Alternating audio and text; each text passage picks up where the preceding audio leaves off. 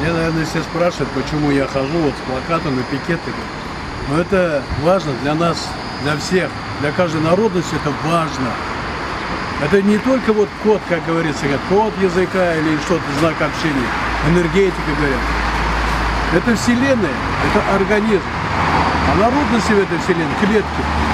И человек в этой клетке есть атом. Если, говорят, нездоровый атом, не будет здоровой клетки. Также и наша будет страна страдать от этого. Это я не понимаю, что за идиотский закон такой придумают. За добровольное изучение родных языков. Это глупый закон, я который никогда не слыхал и не думал, что такое может быть произойти когда-нибудь. Самый глупый закон, вот такой может только оккупант придумать. Или идиот. Больше никто, больше никак, мне слов не находит. Я никого не ругаю, я люблю людей. Но почему так поступать с людьми, когда будет у всех язык,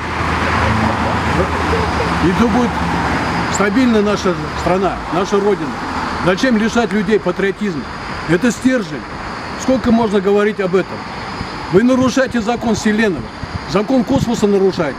Язык дан-то свыше, а никому не имеется права лишать этого языка. Подумайте, проявите свою мудрость.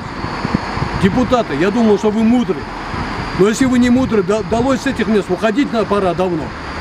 Что за законы вы придумываете? Борьба с языками, борьба самой собой. Это я называю борьба с тенью. Все люди равны, никто не ниже, никто не выше. Мы все созданы одинаково. Нету разницы, хирург, который будет лечить кого-то, какой-то царь. Хирург, негр может вылечить русского. Башкир может вылечить еврея. Еврей может вылечить татарина. Какая разница? Мы все люди. Проявите мудрость и будьте людьми. Порядочными людьми. Вот так вот, господа депутаты, думайте, о чем вы делаете. Какие вы законы принимаете. Нельзя нарушать закон Вселенной. Это закон природы. Спасибо на это.